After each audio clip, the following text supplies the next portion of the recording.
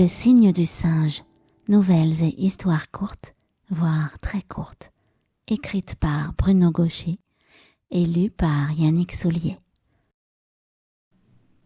La Société des Bains de Mort. La lumière scintillait sur la mer. Nous étions, ma sœur et moi, sur le belvédère qui surplombait l'embarcadère, attendant qu'on vienne nous chercher. C'est un peu comme les étoiles, non? Quand elles brillent, on dit qu'il y en a une pour chaque personne disparue sur Terre. Eh bien, nous pourrions dire la même chose. Chaque scintillement correspond à une personne disparue. Sauf qu'ici, elles sont sous la mer. Enfin, peut-être. Bonjour, je suis Jean, votre assistant. Suivez-moi. Nous prîmes nos sacs et descendîmes avec lui, vers la mer, par un sentier étroit et ombragé, bordé de pins et de cactus. Arrivé à l'embarcadère, l'homme nous désigna un petit bâtiment blanc, abritant des cabines. Allez vous changer, je vous attends sur le bateau. On vous a expliqué le protocole, mais si vous avez des questions, n'hésitez pas. Nous allâmes dans les cabines, enfiler nos maillots et par-dessus les combinaisons que la société nous avait données, avant de retrouver notre guide sur le bateau. Une sorte de grand zodiaque qu'utilisent généralement les centres de plongée. Il y avait 2 autres hommes à bord. L'homme à la proue largua les amarres et le bateau commença à glisser, tout doucement, très lentement. Presque sans bruit. C'est un moteur électrique, vous avez vu? Il est très silencieux. C'est mieux pour le respect, non? Assis à nos côtés, Jean nous regardait avec un sourire plein d'une compassion qui ne semblait pas exagérée. Vous savez que vous pouvez renoncer à n'importe quel moment. Il n'y a pas de honte. En théorie, ce n'est déjà pas facile, mais on peut comprendre l'idée. Sauf qu'après, quand on entre dans l'eau et qu'on est confronté à la réalité, c'est autre chose. Il y a les voix, bien sûr. On vous a parlé des voix. Un peu comme celle des sirènes. Mais le plus dur, ce sont les mains qui vous frôlent. Comme si elles cherchaient à vous toucher. Et il y a des endroits où ce sont presque des forêts de bras. Enfin, je veux dire des bancs entiers. Un peu comme des algues. Vous voyez, quoi. Mais ne paniquez pas. Rappelez-vous qu'elles ne font rien que vous effleurer. Elles ne vous agrippent pas. Vous connaissez les trains fantômes dans les attractions. Dites-vous que c'est un peu pareil. Enfin, si j'ose dire, parce que nous, c'est sérieux. Et puis, n'oubliez pas, sur la combinaison, vous avez vos sensomètres. On vous a bien expliqué aussi. Ça mesure la sensibilité et le degré de compatibilité potentielle pour vous aider à retrouver ceux que vous cherchez. Bon, il n'y a pas de garantie, hein. On vous a bien dit.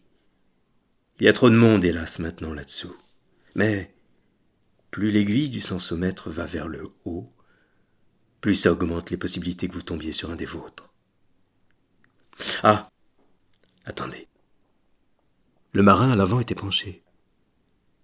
Il semblait observer ou guetter quelque chose, quand d'un mouvement soudain il sortit de l'eau une masse sombre, et la jeta sur le pont, pas loin de nos pieds, un gros poisson marron, tout flasque, presque informe. Nous eûmes un mouvement de recul, mais Jean se leva devant nous, comme pour nous protéger. Et ce n'est rien, ne vous inquiétez pas, un petit requin pélissandre. Ils ne sont pas dangereux. Il n'y a pas vraiment de poissons dangereux ici. Enfin, il y a quelques requins regrets, quelques requins remords. Ils peuvent vous tourner autour, mais ils n'attaquent pas. Parfois, ils effraient les gens, quand même. C'est pour ça qu'on préfère les enlever quand il y en a dans le secteur, mais on les rejette plus loin. Le pélissandre, ça va. On peut le rejeter tout de suite. José, vas-y, s'il te plaît. J'ai remarqué alors que José avait des marques bizarres sur les bras. Et je demandais à Jean ce que c'était. Oui, bon, les requins regrets, ça pince parfois, et les remords, bien sûr, ça mord. Mais comme ils n'ont plus de dents, je vous le disais, ce n'est pas dangereux. C'est José qui s'en occupe ici. Il est un peu plus exposé, mais vous voyez bien, Rien de très méchant. Ah, je crois qu'on arrive sur une zone. Vous pouvez commencer à regarder, on voit bien ici. Si vous observez, il commence à y avoir de beaux bancs de bras. Effectivement, l'eau était transparente. Et l'on voyait très bien les fonds. Depuis l'histoire de la grande évaporation, le niveau de la mer avait considérablement baissé. Alors que nous étions à plus d'une centaine de mètres de l'embarcadère, on pouvait aisément le constater. Le bateau, avançant toujours au ralenti, passait au-dessus des fonds sableux. Et de temps en temps, au-dessus de... C'était bien tel que Jean l'avait décrit, et pourtant si difficile à concevoir. Remuant comme des algues, au gré des courants, on distinguait clairement des bras en bouquet, étrangement blancs, comme si l'eau de la mer les avait délavés. Je me sentais tout à coup moins sûr de moi. Je regardais ma sœur. Elle semblait fascinée. Elle ne quittait pas l'eau du regard. Rien n'oblige, hein, nous redit Jean. C'est que, dis-je, hésitant, je ne pensais pas qu'il y en avait autant. C'est qu'ici c'est protégé, vous savez. C'est même décrété réserve protégée par la Commission des Nations. Et notre société est vraiment très respectueuse de l'endroit. Nous le considérons comme un sanctuaire, que rien ne doit troubler ou déranger. Ça doit rester calme, tranquille. Et c'est pour cette raison que nous encadrons les visites et les recherches. Vous voyez bien qu'on fait cela à petite dose, pas plus de 3 bateaux par demi-journée. Madame, qu'est-ce que vous faites ? Ma sœur était en train d'enlever sa combinaison. C'était pourtant elle qui au départ était la plus motivée. Et à vrai dire, je l'avais plus suivie par solidarité. Ou tout simplement parce que je l'aimais. Mais vouloir entrer en contact avec des morts, tenter de retrouver notre grand frère disparu dans ce cimetière immense aux tombes invisibles, cela me paraissait impossible. Même si la Société des bains de mort offrait à ceux qui le désiraient une chance d'y parvenir, une chance infime, mais réelle.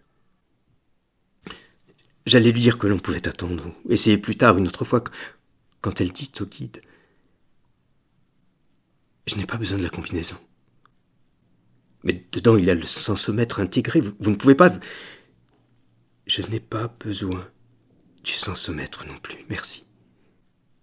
Juste le masque. Et la bouteille. Mais je ne sais pas, c'est la première fois que... Bon, après tout... Mais on reste tout le temps au-dessus de vous, vraiment très près, à vue. S'il a le moindre problème, vous remontez. Ça ira. Je suis sûr que ça ira. Je connaissais ce regard. Je l'avais déjà vu chez ma sœur. Je connaissais cette voix. Et la volonté qui était dedans. Un murmure s'éleva de la mer. Ce sont les voix, dit Jean. On les entend d'ici parce qu'on doit être sur un très gros massif de bras.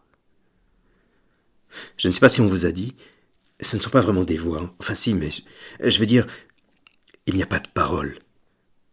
Ce sont des sons, un peu comme des chants ou des chœurs, mais rien de compréhensible.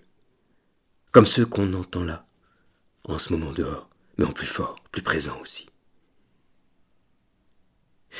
Mais ça peut varier en intensité d'un endroit à l'autre.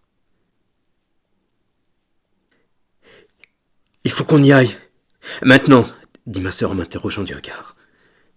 Oui, on y va. Je garde la combinaison. Elle me sourit. Jean nous prodigua les dernières consignes. D'abord, ne pas nager. Juste s'habituer au frôlement des mains, à la sensation et aux voix. Puis nager dans le massif, mais rester toujours à côté l'un de l'autre. Ne se séparer sous aucun prétexte, faire signe au moindre malaise, ne pas s'occuper des requins éventuels. Et ne jamais tenter de prendre une main tendue et l'attirer à soi, même si le voyant du sensomètre était au maximum. « Vous ne voulez pas mettre la combinaison, madame ? Vraiment ? » Mais ma sœur entrait déjà dans l'eau, tout en se tenant au bateau. Sans plus d'hésitation et sans pour autant me précipiter, je descendais à mon tour. Nous calâmes nos masques sur nos visages, prîmes quelques secondes pour nous habituer à l'oxygène de la bouteille, et, nous prenant par la main, nous nous glissâmes sous l'eau. On était loin du monde du silence. Mêlé à ma respiration amplifiée par l'embout et l'angoisse, il y avait toutes ces voix étranges qui semblaient nous appeler. Un chœur de complaintes sans réelle harmonie, des voix graves, des voix aiguës. Parfois même ce qui semblait être des voix d'enfants. L'émotion était très forte. Elle me paralysait. Pour essayer d'avancer, je me suis raccroché à des mots, aux voix chères qui se sont tues du poème de Verlaine. Je me le suis récité. Et j'ai pu continuer. Un temps. Jusqu'à ce que je sente les bras me toucher. J'aurais voulu à cet instant qu'un requin me happe, m'avale d'un coup. Pas un requin remords ou regret, non. Un grand, bon requin, gueule ouverte, qui m'arrache à ma détresse d'homme noyé parmi les noyés, inconsolable parmi les inconsolables. Mais alors qu'à nouveau j'étais arrêté, assailli, oppressé par la douleur, à 2 mètres sous l'eau, comme si j'étais à 2000 mètres de profondeur, une main est venue prendre la mienne. Ma sœur. Ma sœur, bien sûr. Elle m'a regardé. Puis, du doigt, pointé l'aiguille du sensomètre sur ma combinaison. Presque au maximum. Se pouvait-il que si vite nous soyons si près de ce que nous cherchions, de ce frère qui nous manquait tant ? Nous nous sommes déplacés vers l'avant, puis vers la droite, la gauche, puis en arrière, mais l'intensité toujours haute ne variait pas. Nous sommes allés un peu plus loin, puis encore plus loin. Partout, le sensomètre indiquait la même valeur. J'ai pensé à un blocage, un dysfonctionnement de l'appareil, avant de croiser derrière le masque le regard de ma sœur. Et la pensée qui, au même moment, venait de nous harponner. Tous ses bras, ses mains tendues, toutes ces voix, tous ces chants étaient ceux des êtres que nous avions aimés de près ou de loin. Pour un regard, une chaleur, une chanson, un rire clair, un ciel partagé. J'ai pensé à cet instant qui nous portait comme l'eau nous portait. Alors nous sommes remontés à la surface, puis sur le bateau. L'eau et l'air sur notre peau nous donnaient la sensation d'une étreinte, légère mais présente, un peu frissonnante.